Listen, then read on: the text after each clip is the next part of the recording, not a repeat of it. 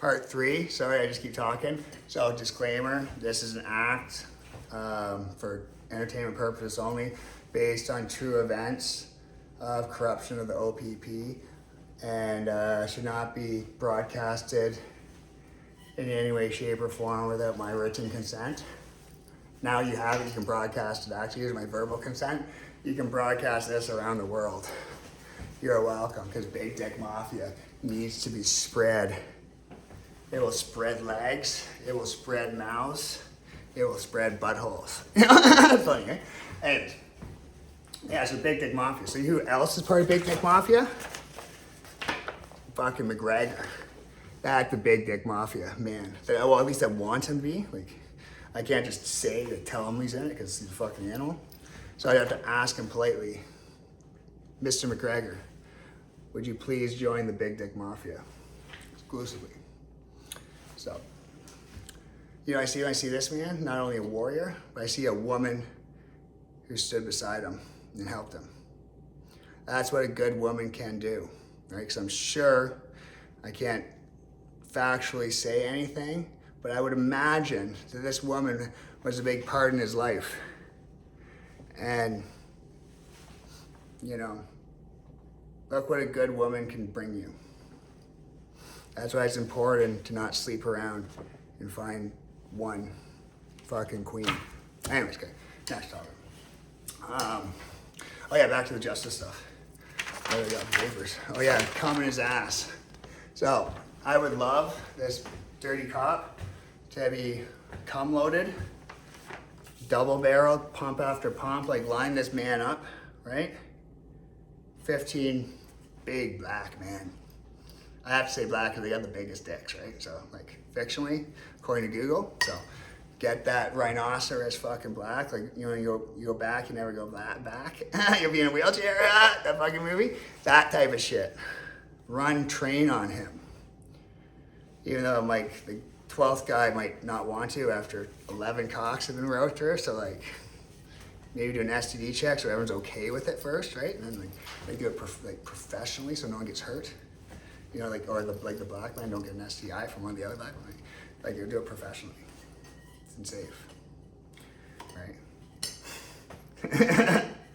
But make him fucking cry. But realistically, I don't want any harm to come to anyone. So, as much as I hate this man very much, I'm supposed to love him because God tells me to forgive my enemies.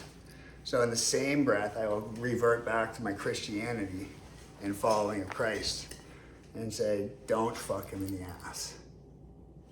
But if you are not a Christian, like, I can't force you to do as I say. So I'll just tell you, please don't fuck him in the ass. But there's another side of me that really wants it done, right? So I'm like, there's the devil here all around me, right? But the Holy Spirit is in my heart. So, like, I'm not supposed to spread hate or violence, and I'm not. So don't do it. If you're a Christian, like, definitely don't do it. Like, if you're a Christian, then, like, you know. But, like, people that aren't Christians, you have to understand, they don't follow Christ. So you can't run Christ down their throat. You know, we were lost too at one time. So, anyways, there's been a lot of people. Like, have you been raped in your life? Like, if you have been raped, how do you feel? This is like, I gotta engage with the audience. Have you ever been raped? You know, just think about that raping.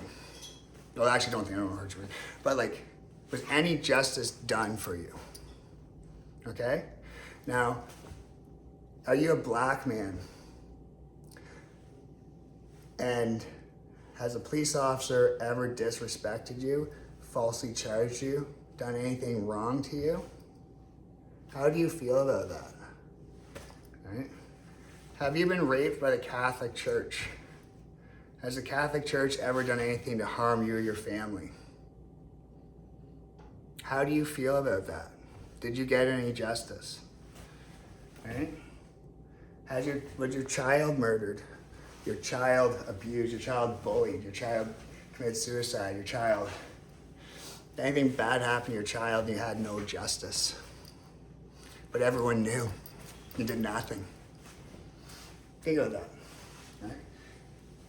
Has someone done something so bad to you and got away with it because they were powerful? Right? That's who I'm going after.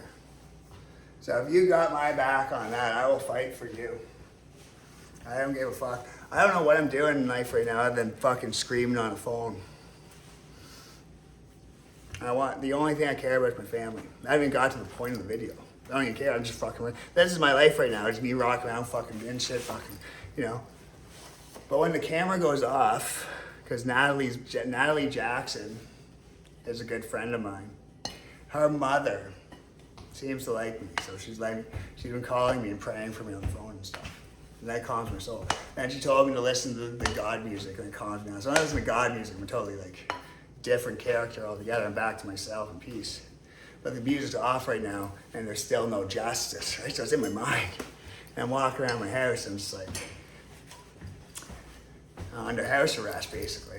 False charges from a dirty cop, dirty crown attorney. Okay, I said this, let's get to the point. There's something very wrong with this whole scenario, and I don't know what it is exactly. I know there's corruption from the court system somehow. Like, we are the North. You understand that? Like, the US and Canada, we are North America. Understand this. There's a divide, and that's why there's a divide in that flag right there. There's a divide between our countries, but when it comes to, you know, real issues, we are one together. We fight together. You know, we protect our borders together. Like, I know Trump's asking for a 51st state or something. Is that bad, really? Like, you know, the only reason we're safe in Canada is because they're beside us. You know how fast we'd be invaded by ourselves if the US was beside us? They fucking protect us as it is. You know, really. Think of it, without the US, can we defend ourselves? I guess technically with the UN, but like, really, like, dude, we are North America together. North America, we are the North. The two of us. So whether you want to join together or not, it's irrelevant to me what fucking flag and launch you want to do. But it's my understanding, right? I haven't even read any books yet. But I could be wrong, so like, don't take this as facts. I really don't know. But I'm planning on defending myself in court. So I grabbed these books off like the internet. They arrived the other day. So just so I could learn my rights, but like, I can't really read, so I was hoping that someone would come and fucking read them to me. But that's not gonna happen probably, so I will have to read them. Or I won't read anything, I'm just gonna show up there and say what up, you know? Because I called the crown attorney and I said, what do you guys want from me? Like, I'm charged with one of these shit, so I can't go ahead and enjoy myself, right? So, court's in like 30 days or something like that. I'm like, well, what do you want? Like, I'll just plead guilty if like, it's reasonable. You know what I mean? Like, don't waste the taxpayers' money bringing me to trial, tens of thousands of fucking dollars, like, you know, we seem not to have. We never know, it just appears, you know, to go after me, who is a small business owner. Well, now I'm technically I do nothing, but like, I don't have I've never been charged in my life. Don't even have a speeding ticket, you know.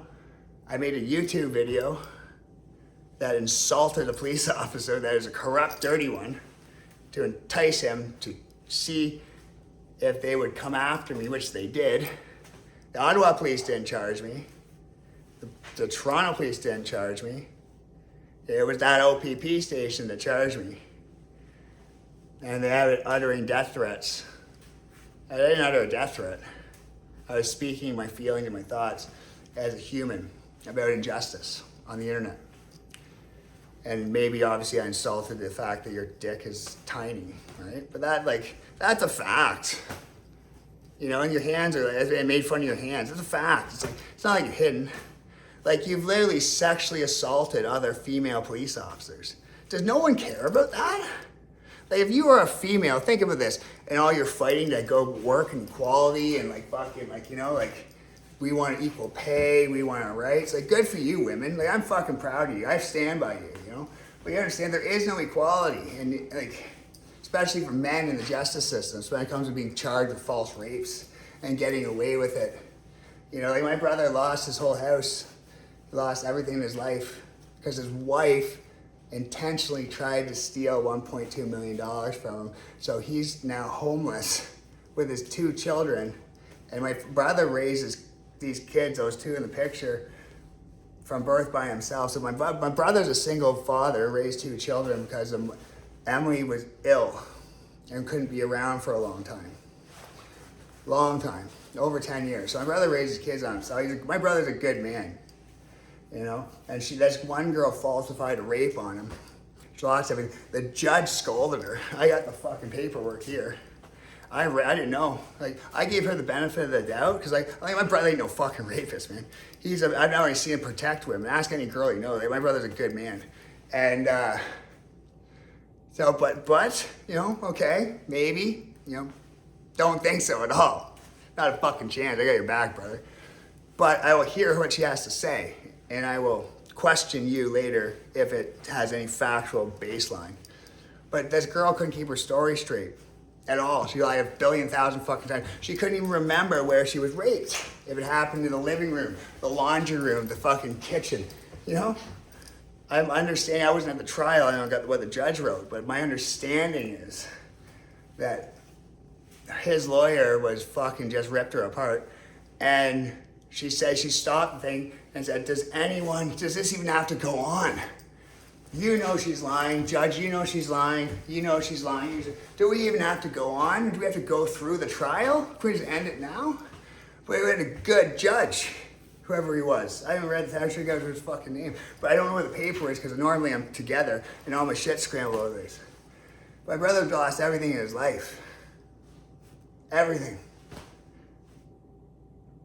I'm just, you know, if he commits suicide, oh man, I don't give a fuck if I'm saved. If one family member of mine commits suicide again from police corruption, it is off. My Christianity's getting put to the fucking side and the devil's coming at me. I'm telling you that. Now what that means is I don't know, but it might not happen because I might not factor it because I can't see the future to know if that's actually gonna happen or what I will do in the situation when it does happen. So like, I can't say that factually, it's only my thoughts and my feelings. And if someone in my family commits suicide again, you know how many people in my family commit suicide? Fucking a lot. Suicide, being raped, murder, that's normal to me. That's my norm, that's my reality. And most people can't handle my reality when I tell them that. And that's why I don't talk about it. Because like, why do I talk about that? Because like, I can't. You know, it bothers people. Of course it does. That's my life. You know? A lot of these people know about this. No, actually, no one knows about it, but they've experienced it themselves. Like, I don't know Mark Cleary's story fully, but Cleary's a good buddy of mine. And I've seen him. He's a personal trainer. Now, that's me there, BJ Davis. His brother is the head of sex trafficking in... I think Durham region. I don't know if I should actually announce that, but that's his brother. His brother's one of my best friends. And his brother is one of the heads, I think Durham, sex trafficking. So good for you. I'm not gonna say his name of any kind, because I don't know, hopefully that doesn't put him in danger, but trust me. Anyone going after BJ for this video? And you people that sex traffic women, you know, I'm okay with criminals that don't harm humans, completely. I'm okay with police, any type of thing that help organize crime, right? Get other bad people. But you don't harm civilians, innocent people, especially women and children. We're men, we're made to protect them, right? Oh, fuck.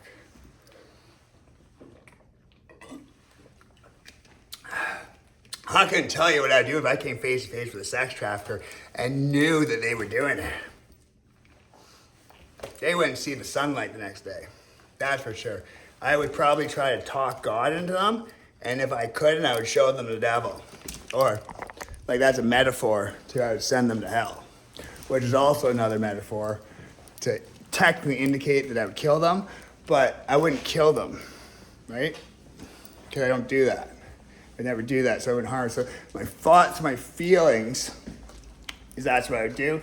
But the fact is, I don't actually know what I would do because I'm not in that situation, because I would never ever be in that situation. I'd never ever be around someone that traffics women. I would fucking do something about it if I was, though. Do you have a problem with that? Do you think that I'm a bad person because I don't like sex traffickers of women and children? I don't know. That's a possibility. Like, maybe I'm bad. Maybe I'm bad to think that way. But where I come from, I don't know any organized criminal. I don't know any human being that thinks that's a good thing. You know? So, these are my paintings. That's a beautiful woman that I think of that loved me, but I was too fucked up because of the complete corruption and the trauma in my life, and I broke her heart. Because I called it off with her, and she drove to my house to talk to me. I thought, I don't know, I was really traumatized at the time. She was a beautiful person. She lives in Vancouver now. I wish the best for her. That was technically me, which is a fucking mentally ill person with demons, is what I call that little head there. And when I turn it over, it's Moloch, which is the owl god that they worship at Bohemian Grove. Let me do that to show you some insight to what happens at Bohemian Grove. Technically, I don't know, but there was a Joe Rogan podcast where this fucking loser was asking to be part of it. Well, maybe he doesn't know what they do, but he probably does. Actually, for sure he does. So he doesn't mind the burning of children, that man in that video on Joe Rogan's podcast. And to give you some insight into what it is, Bohemian Grove worships an owl god, which is Moloch, according to history. And what Moloch represents, as far as my understanding is, I could be wrong, is that they burn children to him as a sacrifice to the devil, and to him as a god, right? He's a fallen angel. So when, oh fuck, I'll pull this out, it's hard to move here. So when you look at this painting, because I thought it was the devil for 2 years until I met this person who I thought was the devil because of what they were wearing, what they said, and they told me that they were the first angel, Jesus. And I said, fuck off, Lucifer, because they had snake tattoos and snake shit and everything devilish on them. Well, it's only because of that person who I met in the mental hospital. It was really just a mental ill woman that made sense of the painting to me because of stuff that they said. So now when you turn the painting over, you see the owl head? That was the eyes, right? That's a hole, like kind of a mouth. And if you see the painting here, it's almost like the person is inverted, holding its head, and its veins and its wrists are cut. If you're not artistic, I'm not sure if you can see that or not from here. But the hole is like these lines, and the lines are going into the mouth, right? So, to me, it's like imaging that the soul's being sucked, right? From a mentally ill person. So my thought process, and I could be wrong again, right? Because I'm obviously bipolar myself and autistic. But the thought I have of that, and it's only a thought, not reality, because I don't actually know what the reality is that Moloch is taking their soul, so to speak. Like in the painting, that's what it's supposed to represent. And if you see here, there's like damned people walking, right? Almost like they're doomed. The little people there. So there's a lot, probably more in the painting. Like, I'm not that artistic. I just started to be artistic since I believe the Holy Spirit came into my soul, but once again, I can't factually prove that, so I don't know. But like this picture of this woman here, for example, when you take the painting over, upside down, right? There's like a little demon head, a little demon body, right? And it looks like it's sucking the soul out of her. We're supposed to represent that. I don't know if you can actually see that or not. Or if it looks like a little demon to me, an alien, right here. And then we pull it back, right? Kind of like, so technically, you would think it's like a woman smoking a joint, but there's no cigarette or nothing to smoke it, right? Like if you actually look at the painting, She's not actually smoking anything. She's just, and smoke's not purple and blue. So what the fuck are they supposed to say? So it's I'm assuming it's supposed to represent their spirit or soul or something. I don't know. You'd have to tell me. I don't really get it, but that's what I take of it anyways. And the only thing that represents that is the fight between God and the devil. Or the gamble, this game. Or whatever the fuck's going on there. I don't even know why the devil, I don't understand it, obviously. I can't even understand the earth. So, like, who am I to preach gospel? You know what I mean? But, you know who can preach gospel? Is Anthony Mitchell of Atlanta. Now, he is a minister at 2819 Church. This man made so much sense to me and helped me in my path, my faith. And I do have like multiple Bibles, but I can't get to reading them because I'm so stressed out of everything out. So like I am a man of honor and loyalty. I'm probably one of the most loyal people you ever meet.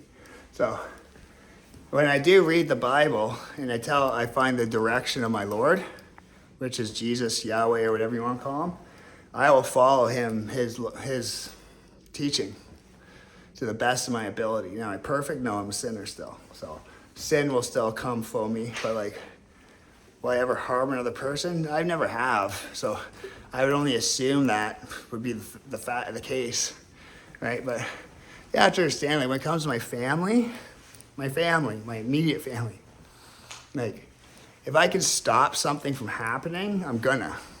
You know what I mean? It's a different story than after it happens. Because after it happens, they're gone. You know what I mean? Like, then it's vengeance. So, I'm not a vengeful person. I'm a protector. That's the difference. As much as like hate speech or whatever you want to call this, I'm spitting. It is just anger being released in my feelings and my thoughts, right? So, yeah, so this anger is coming out of me now. Because if I hold it in, I'm going to explode. So I'm making a video to help me release some of my energy. But my energy doesn't go down because I'm an athlete, right? Or was. So anyway, I'm just talking. I'm really talking to because I'm so stressed out that there's no justice yet. And all the evidence they have in the OPP files of my father's charges, they all know what this small-dicked officer did, and I'm screaming about it on the internet. I gave them the evidence. I called Larka. I called everyone. No one cares, or no one's doing anything, or the Ottawa police said it's going to take some time. What do you need time for? I gave you the email directly showing this officer coerced my mother's testimony 4.5 years ago, directly telling her what to fucking put. You just need one charge, and you can figure out the rest out. That's what you do to me, everyone else. You charge us, and then you try to find more charges. Well, fucking charge them. You have it. You know why won't anyone charge? Oh, because his brother is a high-up OPP officer? Is his brother the one that put the hit, or is there someone else? Who is it? Like, I have questions, and I plan on having them answered in court when I get there. But I will, with my father's approval, because of my bail conditions, because you guys are trying to muzzle me, so I'm not allowed to be on the internet without a direct observation of me, right? I'm not allowed to be I have a phone, I'm not allowed to have a computer, I'm not allowed to have anything that connects to the internet unless it's under the direct supervision of my father. Well, this is 2025. I can't do anything in the world without a fucking phone or a computer. Internet. Everything is 2 verifications, email, this, that. I can't log in. I can't do anything. So you basically, I'm in a prison within myself. Thank you, God, my father is following me in the background behind the camera while I walk around with a selfie stick like fucking Justin Bieber, Fucking love the Biebs. Hey, I only have this camera because of you, man. So, fucking all respect. That video is tight though. Okay.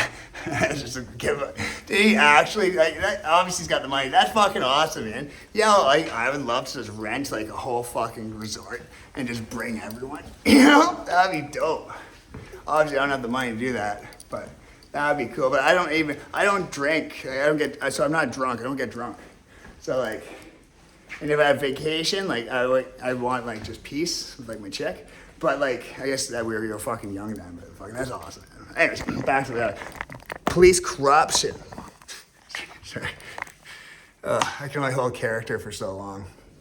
I gotta take a break from that character. Yeah, so police corruption, like, it's always gonna be there, right? Like, so, but I want this one officer, please and thank you. It would mean the world to me. Now I'm getting back to myself here for a second. The real me. If I can't, give me a second thing to unwind myself. See, I can try to be myself and get out of this fucking hatred character.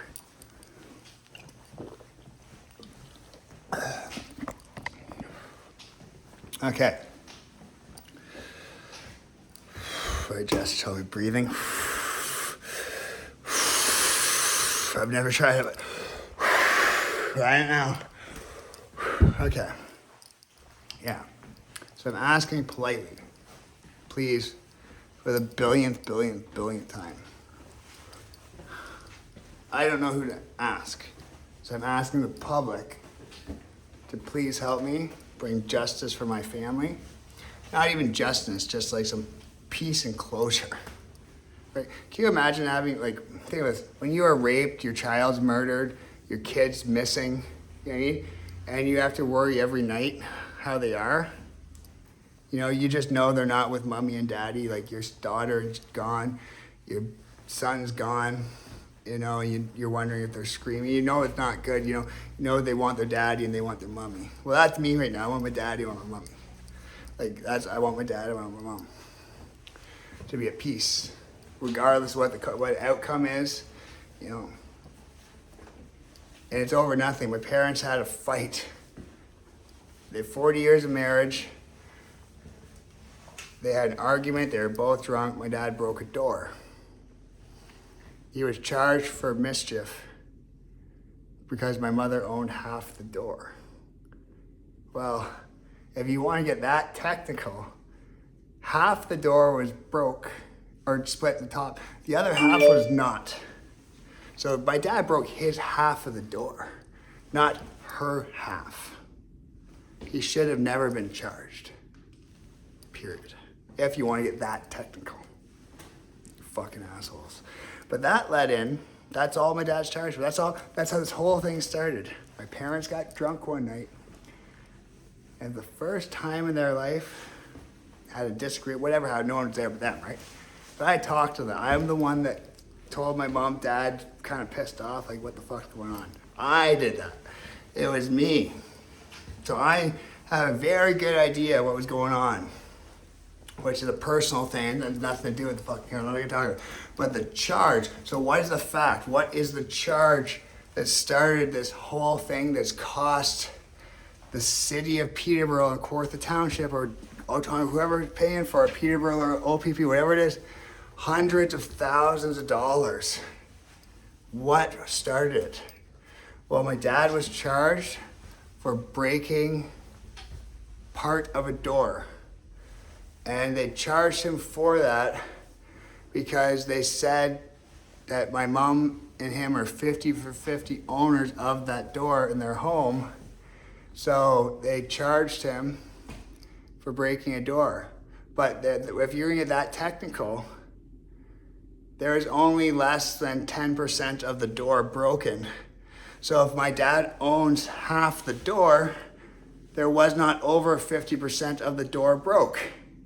So that in itself says you falsely charged him because he broke part of his half according to him, that he owned that half of the door. It still functioned in a manner, it was working. The only part of it, technically, I don't know how technical you want to get on the door, is that it cosmetically had a crack, or slightly. It wasn't very bad, it was so minor, the door still worked. Opened, the hinge might have fell or came off, but those were just screws that need to be put back in. So it wasn't like the door was broke, just the screws came out of the hinge.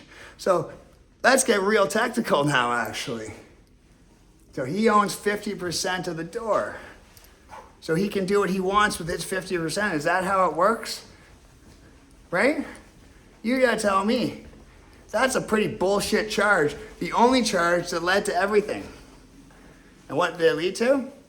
Chaos in my family for 4.5 years. Because my mom's bipolar and schizophrenic. And while she was crying because the police were telling her that my dad tried to murder her, which he did not, and she believed it. And then so the police are telling her that my dad tried to murder her, and my mom will believe anything anyone says to her when she's in that state. She believed it. And then this police small dick is also pushing that down her throat. And then there's evidence that he witness tampered her by an email that's in the documents that the OPP still have that were sent to my father in his disclosure. So everything's in my father's disclosure. That one charge alone, or that one act alone, shows witness tampering, where he tells my mother what to say so that they charge him for something else.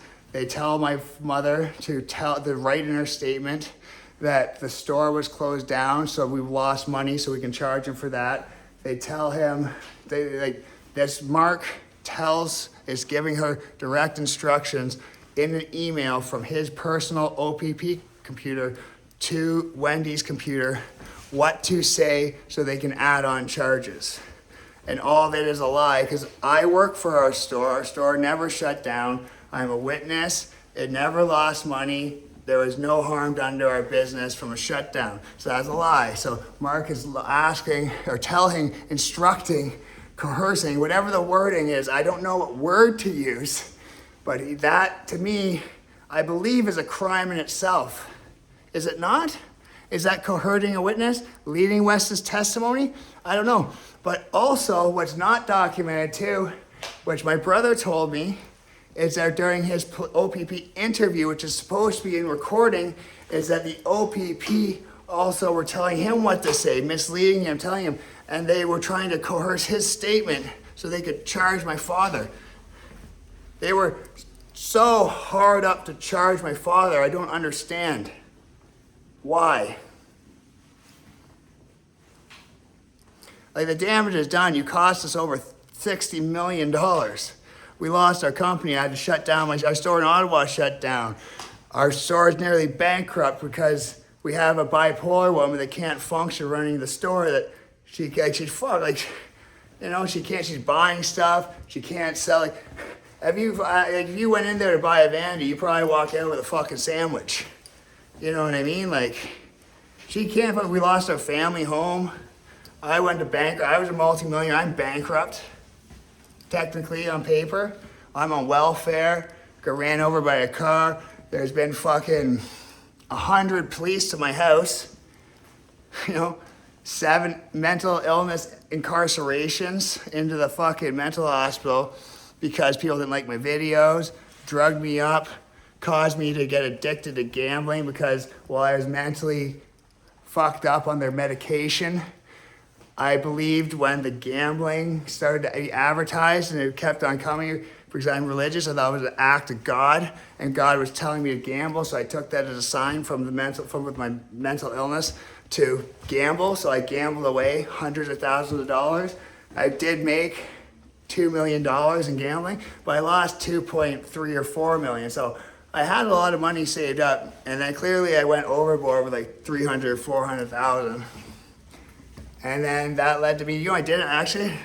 I borrowed $100,000 off my home line of credit gambling because I was so fucked up from the mental pills that they were taking and believed that there was an act of God to gamble because they were forcing gambling so hard down my throat is what I'm understanding now because I've seen a news media that there's a gambling problem now in Canada. No wonder, Gambling's an addictive thing. You just pumped gambling into the fucking minds of 36 million people in Canada who all have mental illnesses like I did, and it got me. You know, it's not your problem. Like, it's me that did it. I'm not blaming you, but you're the cause, right? Well, the cause is technically me. I don't blame people for the shit I do. But it would have never happened if someone wasn't stupid enough to allow it. But obviously it was allowed because all people care is getting fucking money. Corporation, just fucking fuck the small business, fuck humanity, fuck people. You know what I mean? Every dollar, fucking scrape it off them. Fucking, you know, steal, lie, whatever the fuck you do, you know? It's sickening. It's fucking sickening what people will do for $1. You know, you will, fuck. I don't know. I don't know why people love money. You know, it's just a tool. You know, you don't take it with you. You don't got nothing. Like, you know, you can't buy loyalty. That's why people mean so much to me. Because, you know, there are not many loyal people these days. Very few. So when you find someone loyal, well, that's a needle in a haystack, and that's a diamond in the rough, right? And the money doesn't even belong to you. It's just fucking paper that's owned by a government that you use. Like, what the fuck? You know? And it all comes down to eating and fucking housing. That's it. People, to survive, they'll do horrible things to another human being to put bread on the table. You know how much more bread you're gonna get by being nice? You know? When I'm nice to people, they fucking real red carpet up for me. I get welcome to people's homes. I get to give me stuff, like, or ask me. You don't take anything. But like, just be nice to people and you'll get whatever they want. Like, I've never been mean to someone and then do what I want, you know? Unless it's like, if I'm kind to people, they're willing to help me. You know, so I am fucked up. Because my reality is the world's a bad fucking place. Straight up. Anyways, I'm gonna stop this video because this is video 3. It's gone too long. I'm gonna take a break and I'll make video 4.